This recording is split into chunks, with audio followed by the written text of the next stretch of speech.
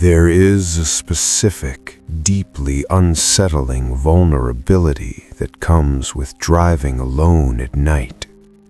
During the daylight hours, the road feels like a shared, public space, full of life and motion. But when the sun goes down, your entire world violently shrinks. It becomes reduced entirely to the tiny illuminated cone of your headlights. You are sitting inside a hollow metal box, hurtling through a pitch-black void at 70 miles an hour. You convince yourself that you are safe because you have locked doors, a running engine, and thick safety glass. But those headlights only show a fraction of the darkness. They only reveal the asphalt directly in front of you. They never show you what is waiting just beyond the jagged edge of the light. Or worse, what is waiting for you in the dark when you are forced to stop.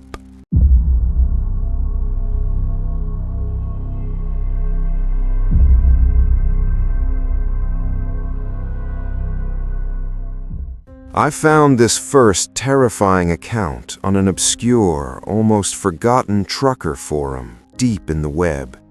The original poster, a man named Alex, detailed an isolating experience that completely changed how he views the open road. It was mid-November. Alex was driving his personal sedan down a desolate stretch of interstate in the high desert of Nevada. It was exactly 3 a.m. He had been driving for 6 hours straight. The highway was a completely straight line, stretching endlessly into absolute suffocating nothingness. There were no streetlights overhead, no exits for dozens of miles, no other cars in sight. The only sound inside the cabin of his car was the low, hypnotic, rhythmic hum of the tires rolling over the cold asphalt. That and the faint, high-pitched whistling of the freezing wind squeezing through the rubber seal of his window. Alex was fighting heavy, overwhelming fatigue. The broken white lines painted on the road were having a mesmerizing, almost narcotic effect on his tired brain. He was entirely alone in the void, desperately trying to keep his heavy eyelids from closing. Then, without any prior warning, the steady, comforting hum of his engine changed. It started with a harsh, metallic stutter. It was a violent, jerking motion that physically shook the entire frame of the car.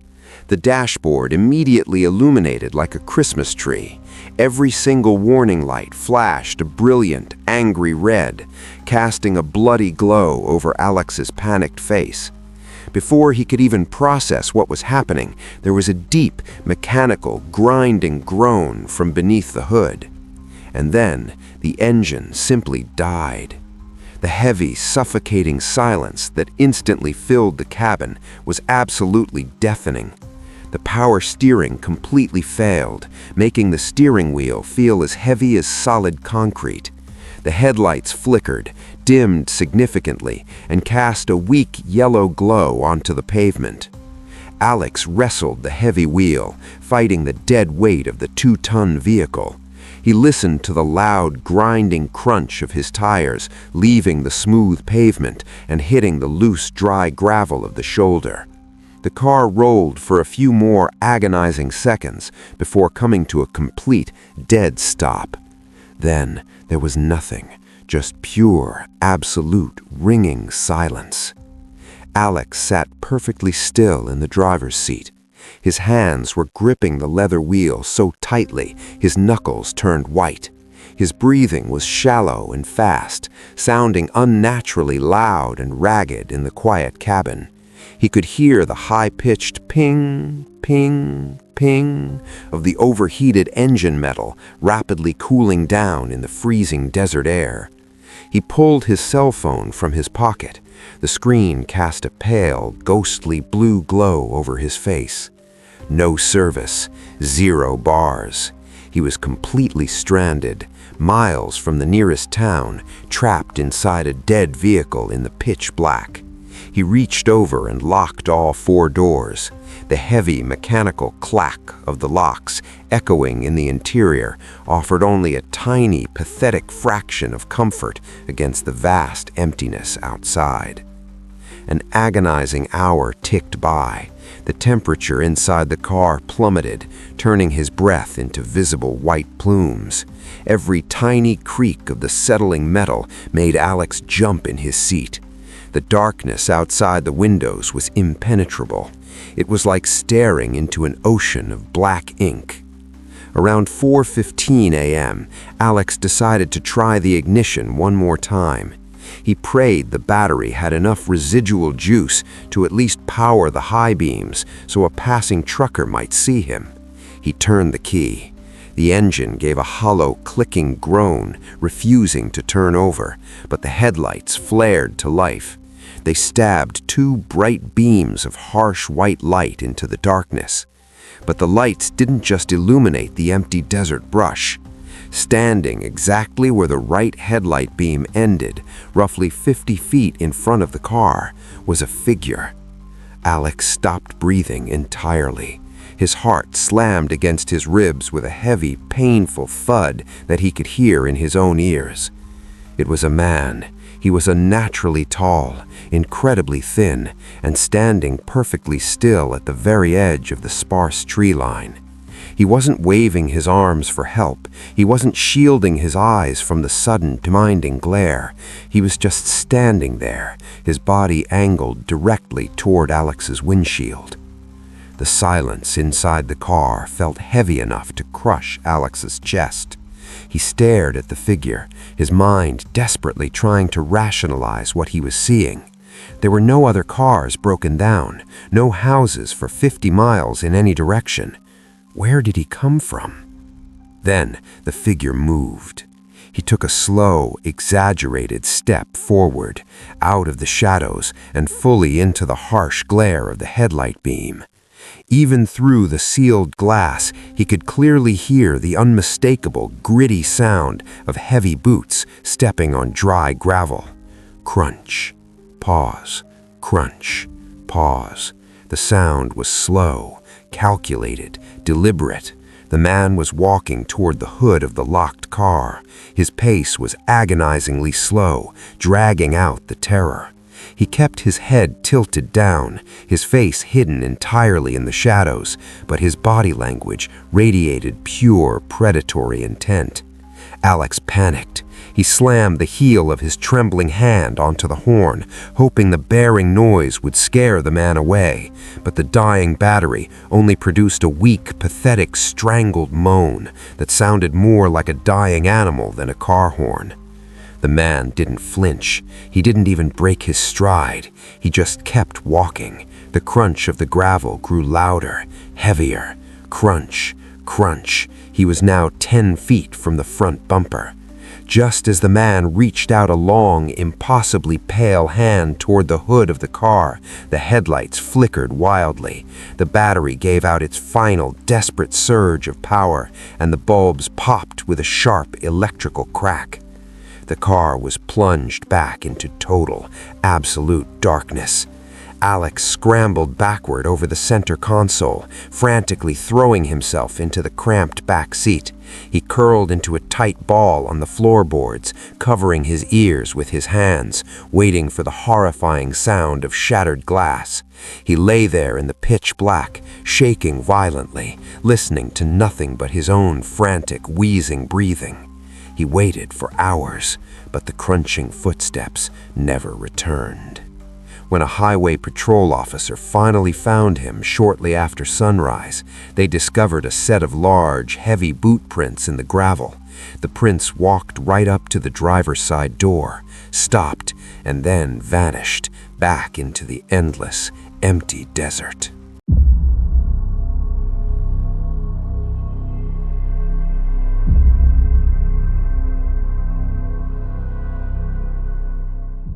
This next chilling account is one I stumbled upon on an old archived blog dedicated to creepy road trip experiences.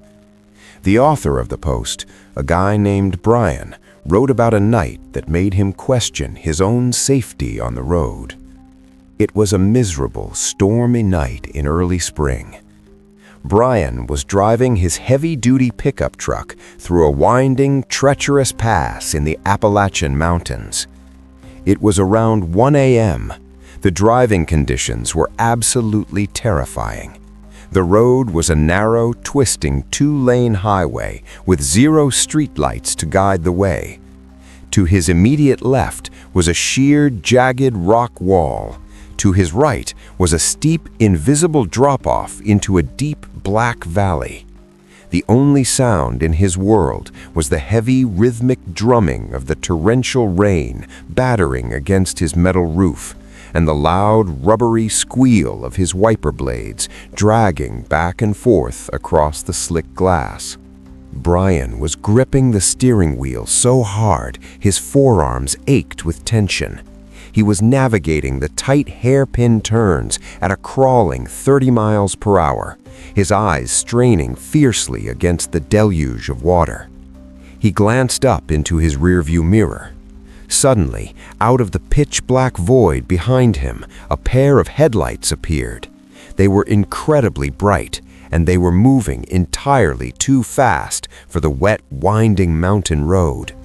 Within seconds, the headlights rushed up and locked on to Brian's rear bumper. The vehicle was so dangerously close that the blinding bluish-white light flooded Brian's entire cabin. It reflected harshly off all the interior mirrors, burning his tired eyes and utterly destroying whatever night vision he had left. Brian squinted painfully, throwing a hand up to block the glare. Through the blinding rain and the intense light, he could just barely make out the massive, imposing grille of a lifted, heavy-duty diesel truck. The driver of the aggressive truck immediately flipped on an illegal aftermarket set of LED high-beam light bars. The interior of Brian's cab lit up as bright as an operating room. Brian muttered a curse under his breath. He tapped his brakes lightly, just enough to flash the red taillights, a universal signal asking the tailgater to back off. The truck didn't slow down. Instead, Brian heard the deep, guttural, aggressive roar of a massive diesel engine revving directly behind him. The sound was so loud, so violently deep, that it physically vibrated through the floorboards of Brian's own truck. The massive vehicle surged forward, riding merely inches from Brian's bumper. Brian felt a spike of genuine, cold anxiety shoot through his chest. This wasn't just an impatient, reckless driver. This felt deliberately hostile. It felt like a threat. He pressed down heavily on the gas pedal, accelerating to 45 miles per hour. It was an incredibly dangerous speed for the wet, slick mountain curves, but he desperately wanted to put distance between them. The roaring diesel engine behind him simply roared louder, perfectly matching his exact speed. The blinding wall of light remained glued to his bumper, refusing to give him a single inch of breathing room. The profound claustrophobia of the mountain pass began to set in, squeezing the air from Brian's lungs. He couldn't pull over. There was no shoulder, just the solid rock wall and the sheer cliff edge. He was trapped in a high-speed, agonizingly tense game of cat and mouse in the middle of nowhere. For 10 terrifying minutes, they raced through the twisting mountain roads in the pouring rain. Brian could hear his own ragged, panicked breathing echoing in the small cabin, barely audible over the deafening roar of the truck tailing him. Finally, as they rounded a sharp bend, Brian saw a small, unpaved gravel turnout carved into the side of the mountain. It was a tiny emergency pull-off for runaway vehicles. Without hesitating, Brian slammed his foot on the brake pedal, yanked the steering wheel hard to the right, and skidded violently. He heard the harsh, messy, tearing sound of his tires ripping through the wet gravel as he threw the truck into park. He expected the aggressive driver to simply blow past him down the highway. but it didn't. The massive diesel truck slammed its own brakes. Brian heard the loud, shrieking squeal of heavy tires locking up on wet asphalt. The truck swerved sharply onto the gravel turnout right behind him, but it didn't park behind him. The driver pulled up directly parallel to the driver's side of Brian's truck, intentionally boxing him in against the edge of the turnout. Brian instinctively reached over and slammed his hand down on the electronic door lock button. A loud, sharp clack echoed in his cabin, a small barrier against whatever was about to happen. The two trucks sat side by side in the absolute darkness of the mountain turnout. The rain hammered relentlessly against the metal roofs, a chaotic drumbeat to the standoff.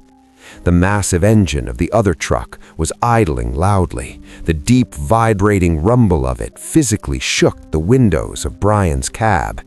The high beams were still blazing, completely washing out Brian's peripheral vision. Brian sat frozen in his seat. He refused to look over. His heart was beating so violently it felt like it was going to crack his ribs. He waited for the heavy thud of a door swinging open. He waited for the sound of angry footsteps splashing in the mud. He waited for someone to start shouting in the rain. Then he heard a sound that chilled him to the absolute bone. It was the smooth, mechanical, electric hum of a power window rolling down. Vrrrr. Brian slowly, reluctantly turned his head to look at the other vehicle. The driver's side window of the massive truck was completely rolled down. The cabin inside was pitch black, save for the faint, sickly green glow of the dashboard lights illuminating the driver's seat. Sitting there, staring directly down at Brian, was a person. But Brian couldn't see a human face. The driver was wearing a cheap, smooth plastic Halloween mask. It was a blank, white theatrical mask, completely devoid of any emotion, lips, or human features.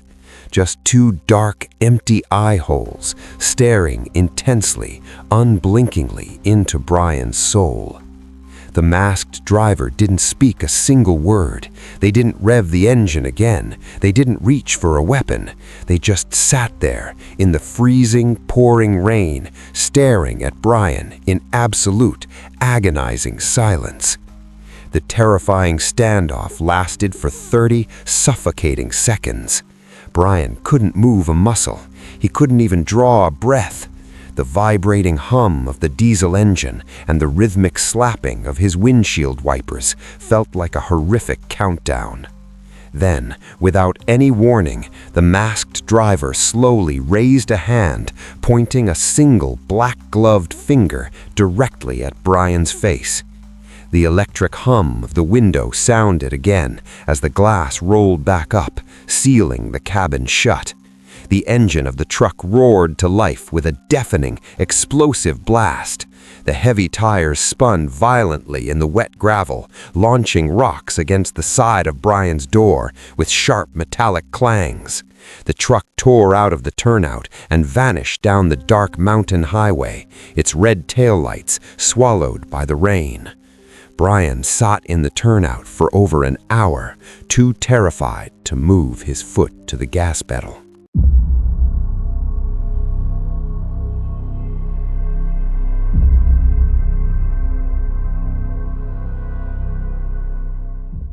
This final story comes from a highly upvoted post I found on a Reddit True Scary Stories thread. Posted by a user named Sarah, it's a chilling reminder of why your own empathy can be the most dangerous thing you carry when driving alone at night. Sarah was a registered nurse at a county hospital. Her shifts were brutally long, rarely ending before 2 a.m. Her commute home was a 30-minute drive down unlit, two-lane country roads, cutting through sprawling farmland and thick, overgrown woods. It was a Wednesday night. Sarah was utterly exhausted. Her eyes burned from staring at harsh hospital monitors. The radio was off. The only sound in her small sedan was the soft, warm hum of the heater pushing air through the vents. The darkness outside was absolute. It was the kind of deep, swallowing dark that makes you feel entirely alone on the planet. About halfway through her commute, on an isolated stretch of road flanked by deep drainage ditches, Sarah saw something in the distance, a faint, rhythmic blinking light. As her car drew closer, her headlights illuminated the scene. An older sedan was pulled off the road, tilted awkwardly on the soft dirt shoulder. The hazard lights ticked rhythmically, casting an eerie amber glow over the damp asphalt. But what made Sarah's foot hover nervously over the brake pedal was the figure standing next to the car. It was a woman in a thin jacket, arms wrapped tightly around herself as if she were shivering uncontrollably. As Sarah approached, the woman stepped slightly into the lane, waving her arms frantically in a desperate plea for help. Sarah's nursing instincts kicked in. She began to slow down, listening to the soft, high-pitched hiss of her brake pads engaging. But as the speedometer dropped, a deep, primal unease settled in her stomach.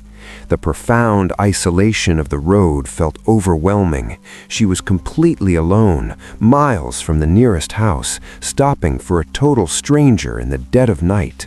Her inner monologue screamed at her to keep driving. Sarah compromised with herself. She pulled up alongside the stranded vehicle, but kept a wide, safe distance. She kept her car angled toward the center of the road, ready to accelerate instantly. She hit the master lock button. The loud, sharp clack of all four doors locking simultaneously gave her a tiny shred of confidence. The engine idled with a smooth purr. She tapped the window button. The electric motor whirred, letting the passenger side glass roll down just a fraction of an inch. A sharp rush of freezing night air whistled through the crack. "Do you need me to call a tow truck?" Sarah yelled, her voice trembling. The woman didn't immediately answer. She walked slowly towards Sarah's window. Her frantic waving had completely stopped. Her expression, bathed in the red glow of the brake lights, was entirely blank, emotionless. "My phone is dead," the woman said. Her voice was incredibly flat, utterly devoid of panic. "Can you just roll the window down? I can't hear you through the glass." The hairs on Sarah's arms stood straight up. Something was fundamentally wrong. The woman wasn't looking at Sarah's face. She was looking past her. Her cold eyes were fixed directly on the empty back seat of Sarah's car. "I can call the police from here," Sarah shouted, her hand hovering nervously over the gear shift. The woman stopped 3 feet from the passenger door. She didn't look relieved. She just stared at the locked door handle with a cold, intense focus. As Sarah waited in agonizing suspense, her eyes naturally drifted past the strange woman, staring into the deep, weed-choked drainage ditch that ran parallel to the dark road. The ditch was pitch black, but as her eyes adjusted to the shadows, she noticed a subtle, unnatural movement in the tall grass. The suffocating silence of the night was suddenly broken by a soft, terrifying sound. Rustle, snap, rustle. It was the unmistakable sound of dry grass and heavy brush being crushed under the weight of someone trying to crawl quietly. Sarah squinted hard into the darkness. Her heart completely stopped beating. Crouching incredibly low in the deep ditch, perfectly spaced out behind the stranded woman, were 3 massive human silhouettes. Dressed entirely in black, they were creeping silently up the embankment toward the blind spots of Sarah's car. It wasn't a breakdown, it was an ambush. The shivering woman was just the bait. A massive surge of pure, horrifying adrenaline flooded Sarah's veins. "Hey!" the woman suddenly screamed. Her flat demeanor vanished instantly as she lunged aggressively towards the window, reaching for the glass. Sarah slammed her foot on the gas pedal with every ounce of strength she possessed. The engine roared with a deafening scream. The tires shrieked violently, spinning wildly on the damp asphalt before gripping the road and launching the car forward. At the exact fraction of a second the car lurched ahead, Sarah heard a violent, terrifying sound from her right side. Slap! It was the heavy, sickening sound of a heavy, bare hand slapping violently against the metal of her rear passenger door. Someone had surged from the ditch and grabbed the handle, desperately yanking at the locked door as the car sped away. Sarah didn't look back in the rearview mirror. She kept the accelerator pinned completely to the floorboards, her heart hammered against her ribcage, the engine screaming as she tore down the winding country road at 90 miles an hour. She didn't take her foot off the gas until she reached the brightly lit parking lot of a 24-hour diner miles away.